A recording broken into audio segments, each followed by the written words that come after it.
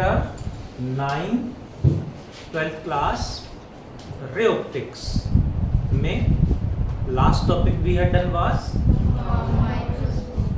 Compound microscope. करें continue, ठीक है। लास्ट टॉपिक है, उसके बाद जो भी टॉपिक आप बोलेंगे उसके न्यूमेरिकल्स एंड रिवीजन करेंगे, न्यूमेरिकल्स की प्रैक्टिस करेंगे। Important numericals will discuss in the class. Wave optics के लिए थोड़ा सा पेशेंस रखना पड़ेगा। उससे पहले तो सिलेबस ही खत्म हो जाएगा, अक्टूबर एंड तक तो सिलेबस कंप्लीट करके रिवीजन स्टार्ट करो। Let us continue chapter number कौन सा? 9 12 क्लास, चैप्टर का नाम रे ऑप्टिक्स में आज का टॉपिक इज टेलीस्कोप। नाम तो सुना ही होगा, टेलीस्कोप कौन कौन से होते हैं देखिए जरा। 1 आवर एस्ट्रोनॉमिकल टेलीस्कोप,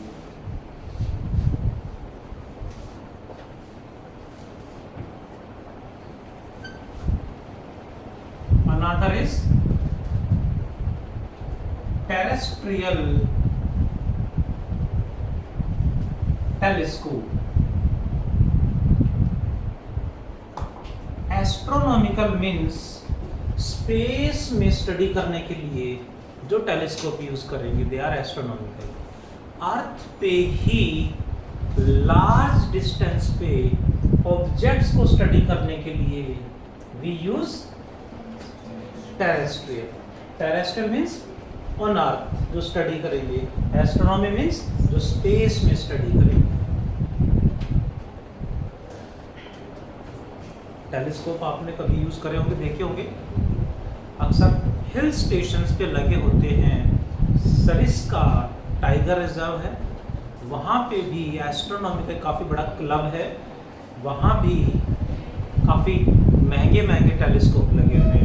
स्पेस में जो इंसिडेंट होती हैं उनको वॉच करने के लिए, स्टडी करने के लिए वहाँ पे काफ़ी बड़ा एस्ट्रोनॉमिकल टेलीस्कोप्स का एक क्लब है। वहाँ पे काफ़ी बड़े बड़े टेलीस्कोप लगे हुए हैं, काफ़ी महंगे। छोटे मोटे टेलीस्कोप तो छोटे मोटे हिल स्टेशन पे भी मिल जाएंगे, लाइक हरिद्वार आप जाते होंगे, गए हैं?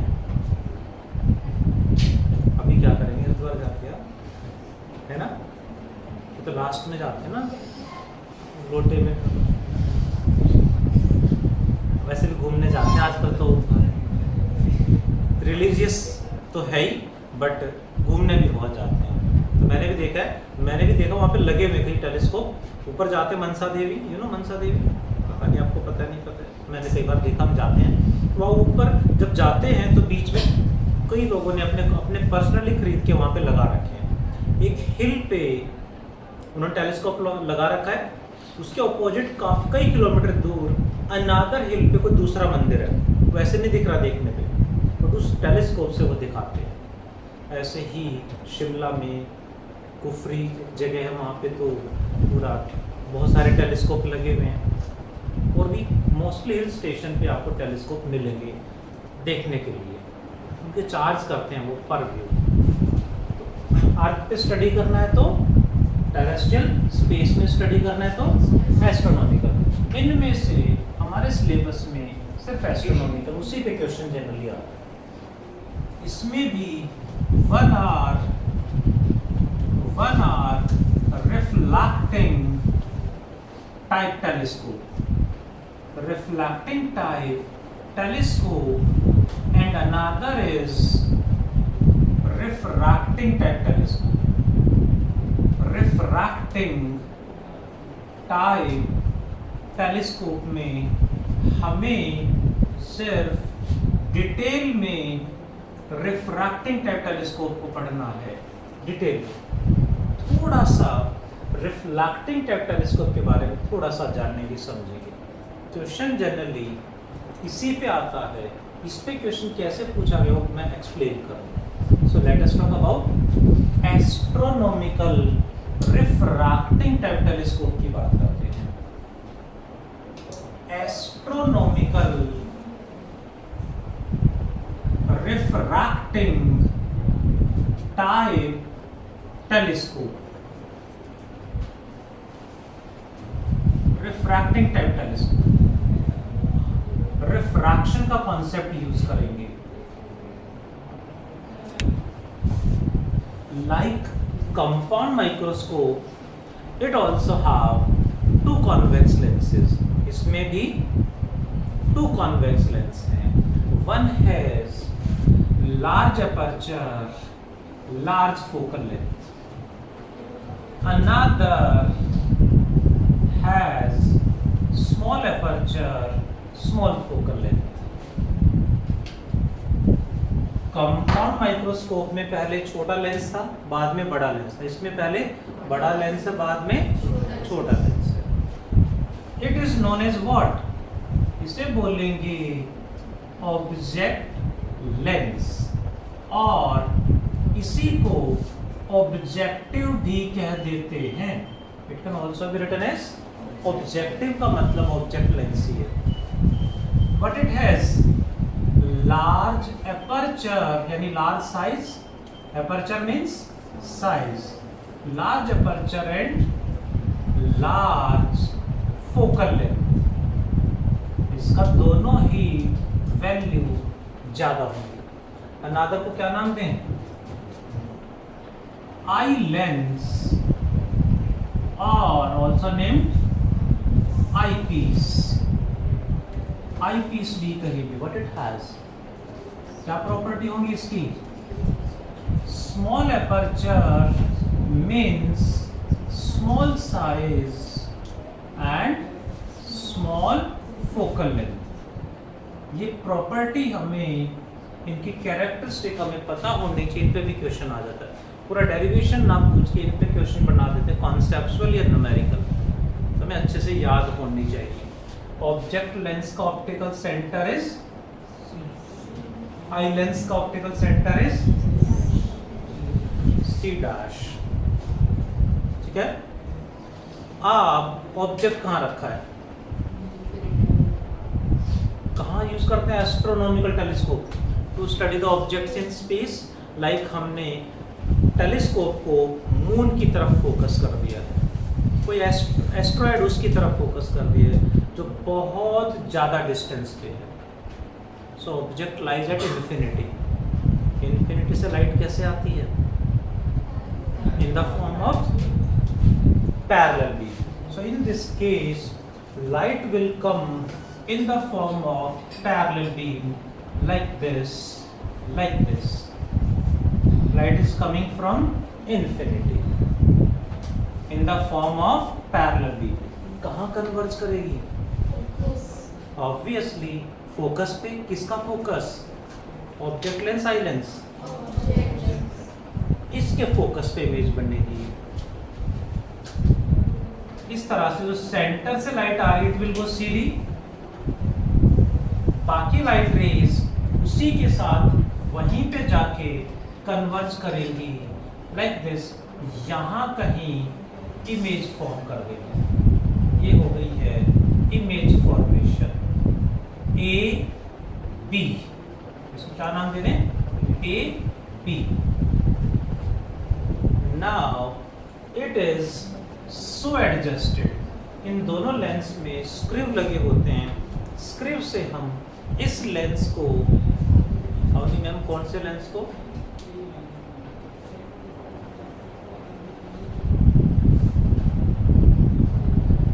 ये वाला, ये वाला डन कर दूं. स्क्रू के हेल्प से इस लेंस को हम आगे पीछे अरेंज करेंगे, so that this will lie with in its focus. इसके फोकस के अंदर ही आ जाए. ये क्या है? ऑब्जेक्ट या इमेज? दिस इज आईपीस के लिए ऑब्जेक्ट एंड ऑब्जेक्ट लेंस के लिए इमेज है. तो ये यदि इसके फोकस के अंदर आ जाएगा तो ये सिंपल माइक्रोस्कोप की तरह बिहेव कर जाएगा। सिंपल माइक्रोस्कोप जब मैंने पढ़ा तो तभी कहा था आपको सिंपल माइक्रोस्कोप आ गया, कंपाउंड भी आ गया, टेलीस्कोप भी बहुत जल्दी समझ में आ जाएगा। ठीक है, सो क्या करेंगे, ये इसके फोकस के अंदर एडजस्ट करेंगे, इसका फोकस बाहर कहीं होगा, क्या नाम दे दे, एफ ओ एफ ई। इसका फोकस मतलब फोकस फॉर आई लेंस, बोले तो एफ ओ लेंस में एफ ई होगा, गॉट इट। अब इसके फोकस के अंदर आ गया तो इस सिंपल माइक्रोस्कोप बन गया। कैसे इमेज बनाएगा, इसकी बड़ी इमेज इधर ही बना देगा, उधर से देखेंगे तो हमें ये नहीं, इसकी बड़ी इमेज दिखेगी। Let us draw the image.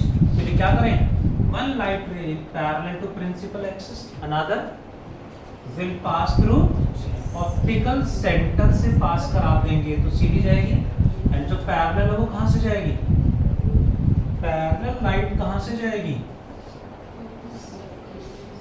बता दो, फोकस से जाएगी। इस लेंस का फोकस एफ जितना इधर उतना इधर भी होगा, यहां कहीं होगा इसका फोकस इधर, ये लाइट यहां से पास होगी, कुछ इस तरह से पास होगी। दे आर कन्वर्जिंग और डाइवर्जिंग, दूर जा रही हैं, मतलब डाइवर्ज कर रही हैं। डाइवर्ज कर रही मीन्स आगे मीट नहीं करेंगी तो पीछे एक्सटेंड कर देते हैं, पीछे एक्सटेंड करेंगे इनको तो कहीं ना कहीं they appears to meet like this, कहीं ना कहीं दे फॉर्म इमेज। अब कई बार ये इमेज डिपेंड करता है, यहाँ बन सकती है, यहाँ भी आ सकती है इमेज, वो डिपेंड करेगा, थोड़ा सा डायग्राम में मैनिपुलेट करा जा सकता है। इमेज यहाँ भी आ सकती है, यहाँ भी आ सकती है, इधर भी बन सकती है, क्योंकि उसके अंदर से देखेंगे तो रियल में नहीं है, वो हमें दिखाई दे रही है बस। रियल में तो ऑब्जेक्ट है, उसकी इमेज हमें दिखाई दे रही हो, यहाँ दिखे यहाँ दिखे कोई फर्क नहीं पड़ेगा उससे। Got it all of you? Again, eye lens is so adjusted so that final image will form at near point. Final image कहाँ बनानी होती है हमें? Near point पे बनाई है। इसके near point पे image बना ली। Final image is formed at near point. Simple microscope में यही था, कंपाउंड माइक्रोस्कोप में भी यही है, टेलीस्कोप में भी वही है। Final image is formed at near point. Then what is its magnifying power? Magnifying power का दूसरा नाम क्या है? Angular magnification. क्या फॉर्मूला है? Theta I by theta O. What is theta I? Angle formed by the final image at the optical center of eye lens. ये वाला angle, ये एंगल कब मेजर करेंगे? When final image is at near point. जब final image near point पे है, वो कितना एंगल बना रही है? This angle is known as theta I. What is theta O? Angle formed by the object. Object को कहाँ रख के एंगल मेजर करेंगे? सिंपल माइक्रोस्कोप में, कंपाउंड माइक्रोस्कोप में ऑब्जेक्ट को यही नियर पॉइंट पे रखा था और उसका एंगल मेजर करा था थीटा ओ। बट यहाँ ऑब्जेक्ट कौन है? कोई एस्ट्रोनॉमिकल ऑब्जेक्ट, लाइक कोई प्लेनेट है। फॉर एग्जांपल हमने मून पे फोकस करा हुआ है तो ऑब्जेक्ट कौन बन गया? मून। अब मून का रेडियस few thousand किलोमीटर है। मून को यहाँ इमेजिन करना is almost impossible। तो यहाँ हमें थोड़ा सा डेफिनेशन में मॉडिफाई करना पड़ा। Theta O, we take the angle formed by the light coming from object। Theta is that, theta O क्या है? Angle formed by the light coming from object at the optical center of object lens, eye lens, object lens, approximately equal to, क्या लिखते हैं? Theta I is approximately is tan theta I upon tan theta O. What is the value of tan theta I Siddharth? tan theta I की value क्या होगी? AB by BC dash. AB by BC dash. What is tan theta O, Riya? tan theta O कैसे निकालना है खुशी? दिवाशा, ये angle और ये एंगल विल बी सेम और डिफरेंट? वर्टिकली ऑपोजिट एंगल है, ये थीटा ओ तो ये भी थीटा ओ ही होगा, राइट? तो इस ट्राइंगल में देख लेंगे tan थीटा ओ क्या बनेगा Divasha? A B perpendicular by base B C, कुछ कट रहा है, ए बी से ए बी कैंसल हो गया, क्या बचा? B C by B C dash. What is B सी?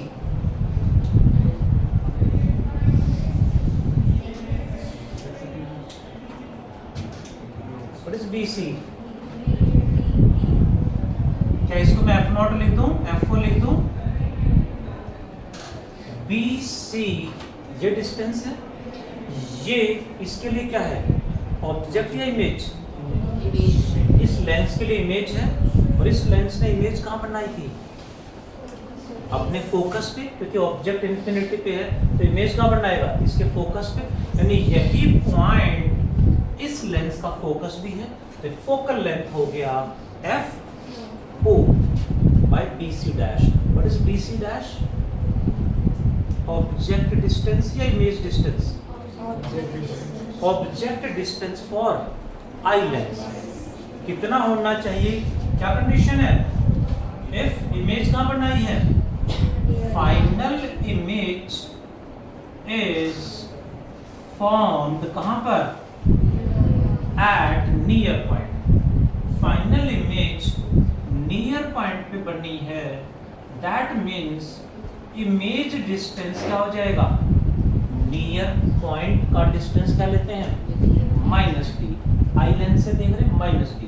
तो object distance B C dash क्या होना चाहिए? तो कैलकुलेट करेंगे बाय लेंस फॉर्मूला, पुट कर देंगे आगे से यूजिंग कौन सा formula? Lens formula. Using lens formula. Lens formula बताना जी साक्षी में. 1 by u equals to 1 by f minus 1 by v minus 1 by f. Is this correct? सही है ना? 1 by u equals to 1 by v की वैल्यू कितनी है? Minus D minus 1 by F. LCM क्या आएगा? डीएफ. एलसीएम डीएफ आएगा. ये माइनस यहाँ आ जाएगा, ये यहाँ चला जाएगा, ये यहाँ चला जाएगा, तो क्या आएगा यहाँ पे? Minus F minus plus D. यहाँ पे प्लस डी आएगा, डी प्लस में आएगा, माइनस में आएगा ये प्लस. प्लस कौन कौन कह रहा है?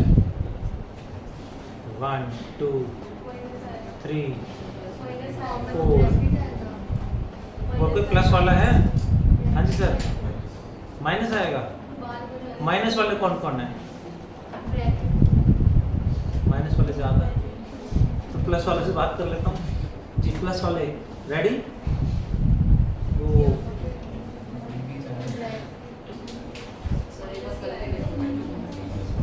शर्त लगा रहे हैं.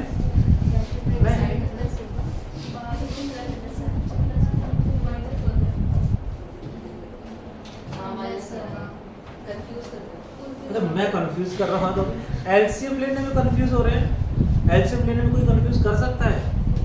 तो अब एक्सक्यूज क्या आएगा? बाय वाले बच्चे हैं सर. चलो देखें जरा प्लीज.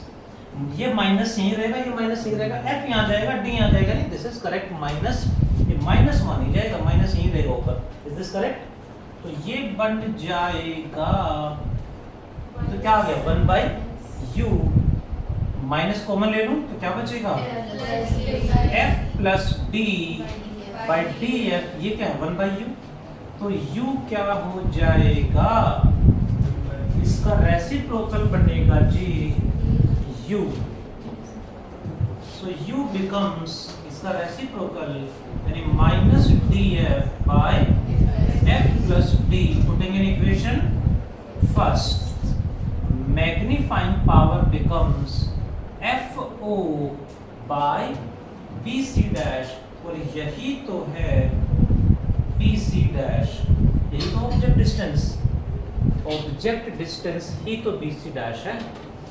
सो bc डैश की वैल्यू आ गई है माइनस df और ऊपर चला जाएगा f plus d। So finally इसे हम लिखेंगे, ये f कौन सा आया है, f या fe, किसके लिए अप्लाई कर रहे हो, आई लेंस के लिए, क्या आएगा fe, आई लेंस के लिए फॉर्मूला, सो हर जगह लगाना चाहो लगा सकते हैं, आई लेंस के लिए फॉर्मूला हमने लगाया है, तो हर जगह fe रहेगा, fe हर जगह मार्क कर सकते हो, तो fe आएगा यहाँ पे भी fe, so minus fo by fe बाहर रख लिया, माइनस fo बाय fe, ये d अंदर ले जाते तो क्या बनेगा 1 प्लस fe बाय d आ जाएगा। This is magnifying power when image is formed at near point, तो नियर पॉइंट पे इमेज बनेगी, तो ये फॉर्मूला हमारे पास आ गया। कि आपको ध्यान हो, याद करने का आसान तरीका है, कंपाउंड माइक्रोस्कोप में या माइनस v0 बाई u0 था या माइनस fo बाई fe आ गया, अंदर माइक्रोस्कोप में था 1 प्लस d बाई fe या 1 प्लस fe बाई d, ये उल्टा हो गया है, या vo बाई uo था या माइनस fo बाई fe आ गया है। तो याद रखने का स्टेप्स में तो मैंने तरीका इस तरह से सिखाया है कि यहाँ सिंपल माइक्रोस्कोप की तरह बिहेव करेगा। सेकंड केस क्या बनेगा, additional point in normal adjustment, normal adjustment means image is formed at infinity, that is image is formed at infinity, that is कई बार एग्जाम्स में इसे रिलैक्स्ड आई भी कह देते हैं, कई बार कह देंगे image is observed with relaxed eye, तो रिलैक्स्ड आई का मतलब है इन्फिनिटी वाला केस है, नॉर्मल एडजस्टमेंट है, तीनों एग्जाम्स में यूज हो चुके हैं, हमें पता होना चाहिए। रिलैक्स्ड आई का मतलब नॉर्मल एडजस्टमेंट, यानी जब हम ज़्यादा डिस्टेंस पे देख रहे हैं तो हमारे आइज पे स्ट्रेन कम होता है, पास में देख रहे हैं तो आइज पे स्ट्रेन मैक्सिमम होता है, ज़्यादा स्ट्रेन आता है, ज़्यादा प्रेशर आता है। इमेज कहाँ बन रही है, इमेज, ये लेंस इसकी इमेज इन्फिनिटी पे बना दे, तो ऑब्जेक्ट कहाँ रखा होना चाहिए, इमेज इन्फिनिटी पे तभी बनेगी जब ऑब्जेक्ट फोकस पे रखा हो, यानी माइनस fe, यही तो है DC dash. So putting in equation number कौन सा 1, क्या बनेगी magnifying power fo by DC dash यानी माइनस fe, तो आंसर आ गया minus fo by fe is the magnifying power, is the magnifying power in normal adjustment। Sir इसमें जो इमेज बनेगी वो इन्फिनिटी बनेगी, इसमें इमेज इन्फिनिटी पे बनेगी और ऑब्जेक्ट भी इन्फिनिटी, ऑब्जेक्ट भी इन्फिनिटी। बट इसी में पूछेंगे what is length of the telescope tube, length of tube कितना होगा जी, length of the tube means distance between two convex lenses, तो ये कितना होगा, CB क्या है, B पॉइंट जो है वो फोकस भी तो है, तो ये हो जाएगा फोकल लेंथ f0 प्लस यही इसके लिए ऑब्जेक्ट है, ये हो गया फोकल लेंथ और ये हो गया इसके लिए object distance UE, FO plus UE is the length of the telescope tube. This is astronomical telescope. इस पे न्यूमेरिकल्स कई तरह से घुमा घुमा के पूछे गए हैं, एक तो न्यूमेरिकल डिस्कस करेंगे, do fast everyone.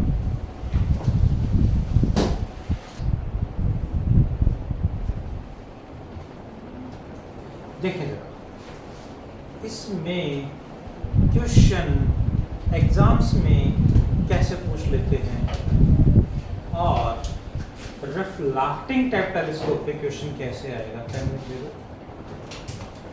Reflecting type telescope पे क्वेश्चन कैसे आएगा, एग्जाम्स में पूछा गया, वो हमें डिस्कस करना है। कितना रह गया?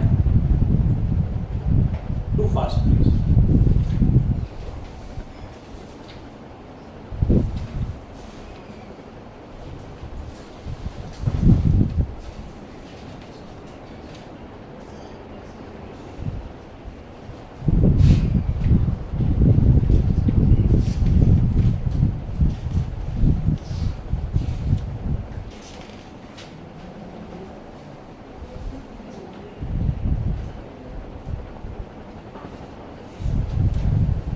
हो गया?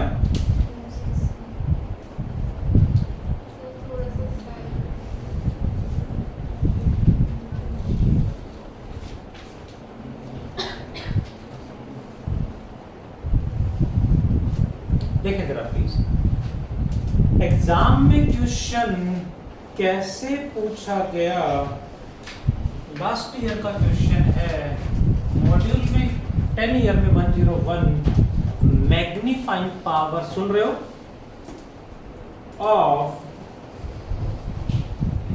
Astronomical telescope is 24। सामने ध्यान please, magnifying power is 24 in normal adjustment, लिखा हुआ है in normal adjustment, distance between its two lenses is 150 centimeter, यानी लेंथ ऑफ द ट्यूब कितना हो गया? 150 centimetre. Find the focal length of object lens, object lens का focal length FO निकालना है। मैग्नीफाइंग पावर का फॉर्मूला क्या लगेगा यश? कौन सा फॉर्मूला लगा दें? दिस वन और next one. In normal adjustment कह रहे हैं, नॉर्मल एडजस्टमेंट में क्या है? Minus FO/FE।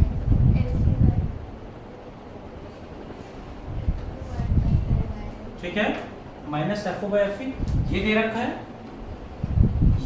ये निकालना, बट ये भी नहीं हमारे पास। लेंथ ऑफ द ट्यूब का फॉर्मूला बता दो। लेंथ ऑफ द ट्यूब का फॉर्मूला क्या है? FO plus UE/FE। पक्का देख लो, UE लेंथ दे रखी 150 इक्वल्स टू F0 प्लस, जब इमेज इन्फिनिटी पे बनेगी नॉर्मल एडजस्टमेंट में, जब ये इसकी इमेज इन्फिनिटी पे बनाएगा तो इसके लिए कहाँ रखा होगा? फोकस पे, यानी BC डैश जो UE हमने लिखा है वो फोकल लेंथ पे इक्वल हो जाएगा। नॉर्मल एडजस्टमेंट में length of the tube becomes FE, तो यहाँ से FO प्लस FE आ गया।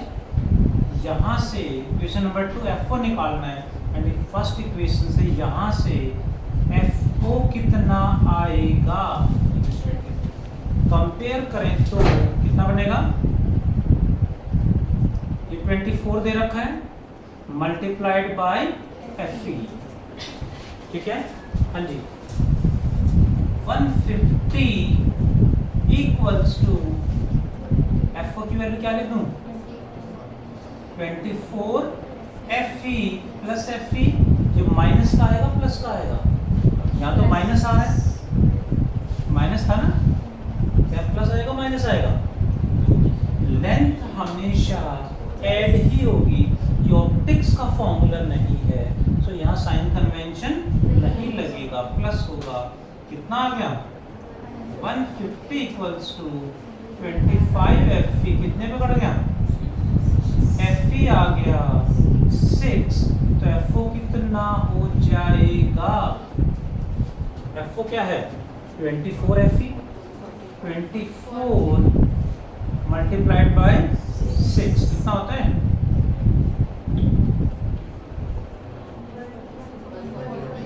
144 centimetre is the focal length of object lens. यहाँ हमें समझना पड़ेगा जो नेगेटिव साइन है, नेगेटिव साइन जो आ रहा है इसमें या इसमें, नेगेटिव साइन का मतलब है, सुन रहे हो, final image will be inverted image. Final image inverted image है, इससे कोई फर्क पड़ेगा? ऑब्जेक्ट बहुत बड़ा है, बहुत दूर है, उसकी इन्वर्टेड इमेज भी बनेगी, तो हमें पता नहीं, हमें प्रॉब्लम नहीं होती, हम स्टडी इजीली कर लेते हैं, बिकॉज ऑब्जेक्ट्स मोस्टली जो स्पेस में हैं इतने दूर हैं कि हमें वो स्फेरिकल शेप में दिखाई देते हैं, और स्फीयर की इन्वर्टेड इमेज भी बनेगी तो स्फीयर ही दिखेगा, सो हमें प्रॉब्लम नहीं होती स्टडी करने में। नेक्स्ट, पहले बड़ा लेंस क्यों रखा? सो दैट ज़्यादा से ज़्यादा लाइट रेज को कैप्चर करे। ऑब्जेक्ट से जो लाइट आ रही है, जितनी ज़्यादा लाइट इसके अंदर से कन्वर्ज होगी, जितनी ज़्यादा लाइट रेज को यहाँ कन्वर्ज करेगा, उतनी यहाँ पे इमेज शार्प बनेगी, उसकी ब्राइटनेस ज़्यादा होगी। ब्राइटनेस ज़्यादा होगी तो हमें और बेटर विजिबिलिटी आएगी। सो पहले बड़ा लेंस इसलिए रखा है। फिर बोर्ड एग्जाम में क्वेश्चन आया, what are the advantages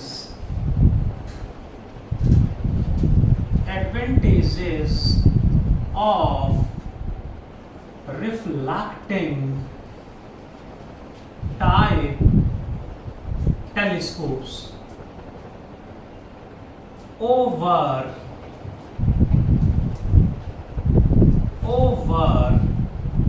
refracting type telescopes. Refracting type telescopes.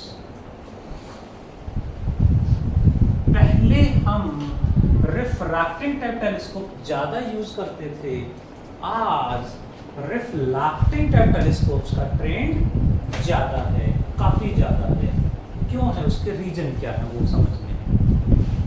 That is, अब इससे रिलेटेड, रिफ्लेक्टिंग टाइप टेलीस्कोप से रिलेटेड कोई बहुत ज़्यादा डिटेल्ड एक्सप्लेनेशन मेंशन नहीं है एनसीईआरटी में भी। एक न्यूमेरिकल दे रखा है, एक सोल्ड एग्जांपल दे रखा है। सोल्ड एग्जांपल है, इन आ कैसलग्रेन टेलीस्कोप। कैसलग्रेन अमेरिकन साइंटिस्ट हुए हैं, उन्होंने टेलीस्कोप डिजाइन करा। व्हाट ही हैड टेकन, उन्होंने एक कॉनकेव मिरर इस तरह से दिया, लाइक दिस, और उसको एक सिलेंड्रिकल ट्यूब से अटैच कर दिया। कॉनकेव मिरर को सिलेंड्रिकल ट्यूब से अटैच कर दिया और बीच का पार्ट उसका यहाँ से हटा दिया मिरर का। नाउ लाइट कहाँ से आएगी? इसको कहाँ कन्वर्ट करेंगे? इसको ऑब्जेक्ट की तरफ रखेंगे। ऑब्जेक्ट से light will come in the form of parallel beam. कहाँ कन्वर्ज करेगी? इस मिरर के, ये कॉनकेव मिरर बना रखा है, कहाँ इमेज बनेगी? फोकस पे। जहाँ लाइट फोकस पे इमेज आनी थी, फोकस पे आनी थी, उससे पहले उन्होंने एक कौन सा मिरर रख दिया? कॉन्वेक्स मिरर रख दिया, और यहाँ इस तरह से ट्यूब के अंदर एक लेंस इंस्टॉल कर दिया। इसको तो वही eye lens, eyepiece means normal telescope में object lens, eye lens. Eye lens तो आई लेंस ही रखा है आज भी, बट ऑब्जेक्ट लेंस को हमने मिरर से रिप्लेस करने की कोशिश की है, क्योंकि ये बड़ा लेंस हमें चाहिए। The biggest convex lens we are using in the world as objective lens has a diameter of approx 1 metre. इतना बड़ा बिगेस्ट लेंस 1 मीटर का डायमीटर का जो लेंस अपर्चर है वो हम यूज़ कर रहे हैं बिगेस्ट। इससे बड़ा लेंस नहीं बना पाए आज तक, बिकॉज जैसे जैसे लेंस का साइज बढ़ता चला जाता है उसमें एरर्स आ जाते हैं, spherical aberration, chromatic aberration, blur हो जाता, बहुत सारे एरर आ जाते हैं, प्रिज्मेटिक एक्शन आ जाता, प्रिज्म वाला बिहेवियर आ जाता उसके ऊपर। तो बिगेस्ट लेंस जो यूज़ कर रहे हैं उसका डायमीटर 1 मीटर है, 0.98 मीटर है, अप्रॉक्स 1 मीटर। उससे बड़ा लेंस यूज़ नहीं कर पाए अभी तक, ठीक है। लेकिन मिरर में biggest mirror we are using is of approx 10 metre. 10 metre यानी approx 3 storey building, approx 3 storey building के आसपास की इतना बड़ा मिरर यूज कर रहे हैं, ठीक है जी। तो क्यों इतना बड़ा मिरर यूज कर रहे हैं, लेंस इतना बड़ा क्यों नहीं बना पाए, उसके रीजन में बात करेंगे अभी। देखें जरा यहाँ पे, तो इन्होंने क्या करा, आगे लेंस लगा दी, जो लाइट रिफ्लेक्ट होके इधर आने दी, कहाँ जाने दी, फोकस पे। उससे पहले मिरर लगा दिया, ये रिफ्लेक्ट करके उसे इधर भेज देगा। से सभी लाइट रेज को ये उधर भेजेगा, ऐसे इधर भेजेगा, ऐसे फोकस की तरफ, ये रिफ्लेक्ट कर देगा लाइक दिस। और इसके अंदर से यहाँ से देखेंगे तो जो भी ऑब्जेक्ट है इन्फिनिटी पे, यहाँ से देखेंगे तो उसकी बड़ी इमेज यहाँ बनेगी, इसके अंदर बड़ी इमेज दिखेगी हमें, जिसमें मिरर बहुत बड़े लगा दिए हमने। अब इतने बड़े मिरर लगा दिए, लेंस क्यों नहीं लगा पा रहे हैं, उसके मिरर के एडवांटेज क्या है। पहला एडवांटेज इज, आप लैब में जाते हैं, इतना छोटा सा लेंस, इतने लेंस मिलेंगे लैब में आपको, मिरर भी लेंस भी, इतना छोटा सा लेंस आप उठाओगे तो काफ़ी भारी मिलेगा। छोटे से प्रिज्म या स्लैब या छोटा सा लेंस उठाएंगे तो काफ़ी हैवी होगा, तो 1 मीटर का जो लेंस होगा बहुत भारी हो जाता है। जबकि मिरर में कैसा मटेरियल है, हल्के से हल्का जो मर्जी मटेरियल यूज़ करें, मटेरियल का कोई रोल नहीं है। उसके ऊपर पॉलिश अच्छी क्वालिटी की होनी चाहिए जो रिफ्लेक्टिंग सरफेस बना दे। पॉलिश की क्वालिटी जितनी अच्छी होगी उतने रिफ्लेक्शन ज़्यादा होगा। सो मिरर, पेपर या कितना हल्के से हल्का मटेरियल यूज़ करो, कोई फर्क, मटेरियल से फ़र्क ही नहीं पड़ता। पॉलिश की क्वालिटी अच्छी होनी चाहिए। सो बहुत बड़ा मिरर भी इतने से लेंस से हल्का होगा, क्योंकि उसमें मटेरियल बहुत लाइट यूज़ करते हैं। These मतलब reflecting type telescopes are heavy या लाइट, बताओ, आर लाइट इन वेट, बहुत हल्के हैं लेंस के कंपैरिजन में, रिफ्रैक्टिंग टाइप टेलीस्कोप के कंपैरिजन में। बहुत बड़े हमने रिफ्लेक्टिंग टाइप टेलीस्कोप बना लिए, रिफ्रैक्टिव टाइप में नहीं बना पा रहे। So these are light in weight and can be easily installed at their back, उनके बैक साइड में बहुत इजीली इंस्टॉल कर सकते हैं। वो कैसे जी, मिरर में तो लाइट पास तो करनी नहीं हमें, लाइट रिफ्लेक्ट होके वापस आएगी, तो इसके बैक साइड में क्लैंप लगा के कहीं भी वॉल पे, ग्राउंड में, कहीं भी इसको बैक साइड से इंस्टॉल कर सकते हैं बहुत इजीली। लेकिन लेंस तो मैंने ऐसे होल्ड कर लिया तो वो काम करेगा? लेंस में तो लाइट पास होकर अंदर से जानी है, पीछे आपने ऐसे होल्ड कर लिया तो लेंस, उसके अंदर से लाइट बाहर जाएगी नहीं। यानी लेंस को आप ऐसे होल्ड नहीं कर सकते, लेंस को उसके सरकमफ्रेंस पे ही होल्ड करा जा सकता है ताकि उसके अंदर से लाइट पास हो जाए। तो इनको रिफ्लेक्टिंग टाइप टेलीस्कोप को इंस्टॉल करना बड़ा आसान है और हल्के भी हैं वेट में। लेंस को होल्ड करना मुश्किल है, डिफिकल्ट है।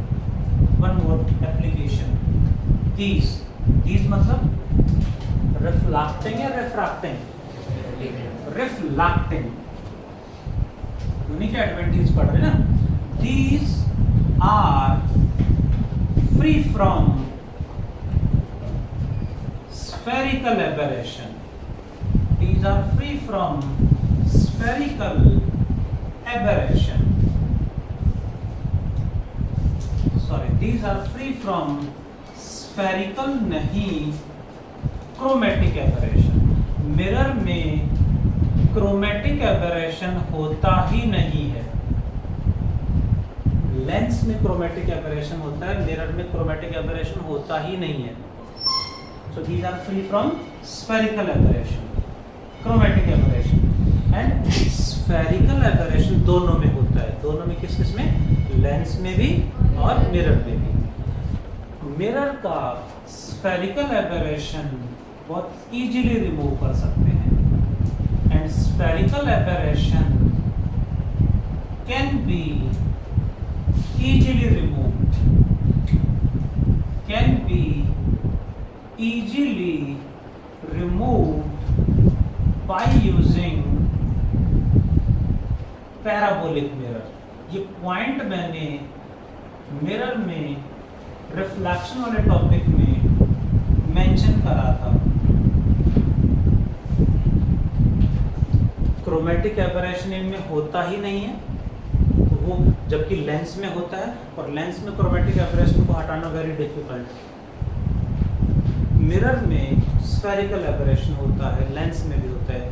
लेंस में स्फेरिकल एबरेशन को हटाना इज वेरी डिफिकल्ट. मिरर में वेरी इजीली हम उसको हटा देते हैं बाय यूजिंग पैराबोलिक मिरर्स. ये क्वेश्चन बोर्ड एग्जाम में आया है कि रिफ्लेक्टिंग टेलीस्कोप के एडवांटेज क्या है. ठीक है जी, ये है हमारा टॉपिक टेलीस्कोप. न्यूमेरिकल 100% आएंगे. Chapter 9 ray optics, TIR, simple microscope, compound microscope, telescope and lens makers formula. पूरा चैप्टर कवर करेगा आपका. इन तीनों में से तो 100% आना है. Simple microscope, compound microscope, telescope, तीनों में से 100% आना ही आना है क्वेश्चन. तो तीनों को ध्यान से प्रैक्टिस करें. डेरिवेशन के चांस कम हैं, न्यूमेरिकल के चांस ज़्यादा हैं. और फिर न्यूमेरिकल्स भी बुक में गिवन है. Do fast everyone. मैं HW मार्क कर दूँ. जिनका पेपर में आ रहा है वो करें, जिनका नहीं आ रहा है वो स्किप कर दें कुछ टाइम के लिए. ऑल PYQs ऑफ चैप्टर 9, सारे PYQs को जानने चाहिए. Let us pack up the class. Thank you, bye, take care. हाँ जी दिवाशा, कुछ कह रहे हो?